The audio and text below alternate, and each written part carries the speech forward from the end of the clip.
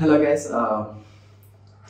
ఏంటి visual Studio code వాడటం start చేశారా లేదా ఎక్స్టెన్షన్స్ చూద్దామని వచ్చారా? అయితే ఒకవేళ ఎవరికైతే విజువల్ స్టూడియో గురించి అయితే తెలియదో చెప్తున్నాను.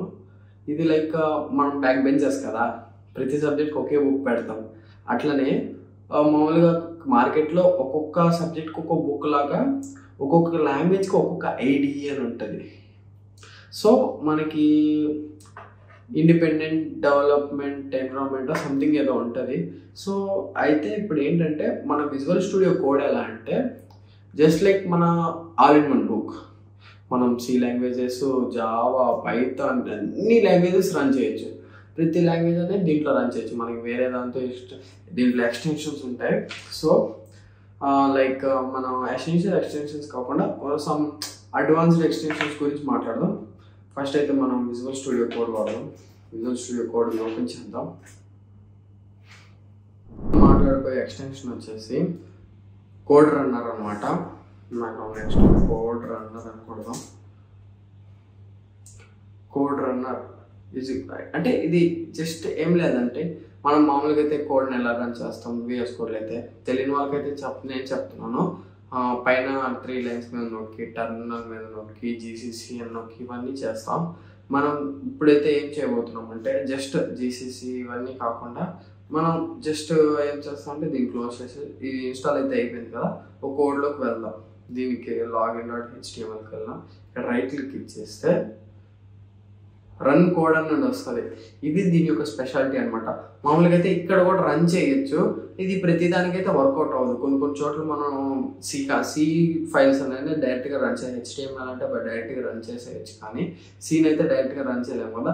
సో మనం ఏం చేస్తామంటే జీసీసీ ఫైల్ నేమ్ .c అని కొట్టేసి ./a.exe అంటే విండోస్ అయితే exe, మ్యాక్ కానీ Ubuntu అయితే అవుట్ అని కొడతాం. సో ఇక్కడ ఏంటంటే జస్ట్ ఇక్కడ కోడ్ అయితే రాసేసాం, దీన్ని అయితే రన్ చేయాలి. రైట్ క్లిక్ ఇవ్వడం, రన్ కోడ్ కొట్టేయటం. ఇక్కడ మనం మామూలుగా HTML ఫైల్ కాబట్టి ప్రెజెంట్ ఇలా చూపిస్తుంది. .c అయితే క్రియేట్ చేద్దాం. మనమైతే న్యూ ఫైల్ అయితే క్రియేట్ చేద్దాం. hello.c.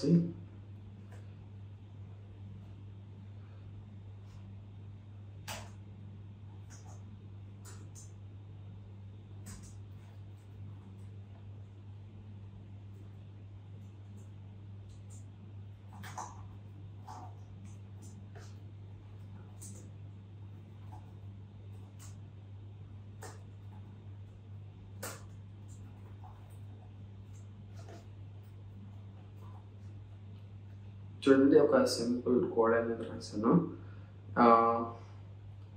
రిటర్న్ 0 కూడా ఉండాలి.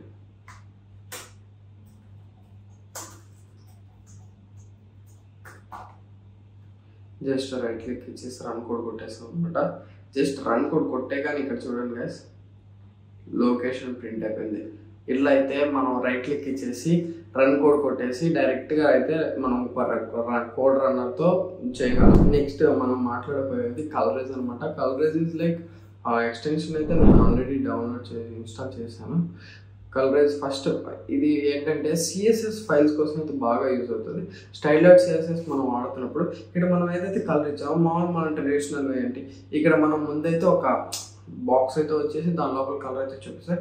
ఇక్కడ ఏంటంటే మనం ఏ అయితే పేరు ఇక్కడ కలర్ రాసేస్తున్నా డైరెక్ట్ అక్కడే చూపించేస్తుంది. చూడండి, ఇక్కడ చాలా చిన్న బాక్స్ కాకుండా పెద్దగా చాలా విజువల్. మనం అక్కడ కొట్టేసి డైరెక్ట్ చూసేసుకోవచ్చు అప్పటికప్పుడు కలర్ ఏంటని. నెక్స్ట్ వచ్చేసి మనది సిఎస్ఎస్ పీక్ అనమాట. నెక్స్ట్ వాడబోయే ఎక్స్టెన్షన్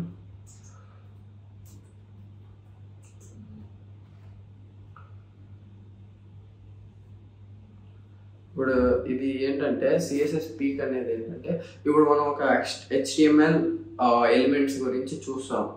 అయితే ఒక బటన్ గురించి అయితే చూస్తున్నాం. ఆ బటన్ యొక్క బ్యాక్గ్రౌండ్ అంటే సిఎస్ఎస్లో స్టైలింగ్ ఎలా చేసాం మనం ఏంటి అనేది మనం ఎలా తెలుసుకోవాలంటే ఒక సిఎస్ఎస్ పీక్ అయితే వాడతాం మనం.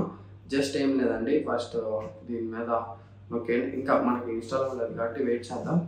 ఇన్స్టాల్ అయితే అయిపోయింది. నెక్స్ట్ జస్ట్ మనం ఒక HTML అయితే ఓపెన్ పీక్ రెఫరెన్స్ చూడండి.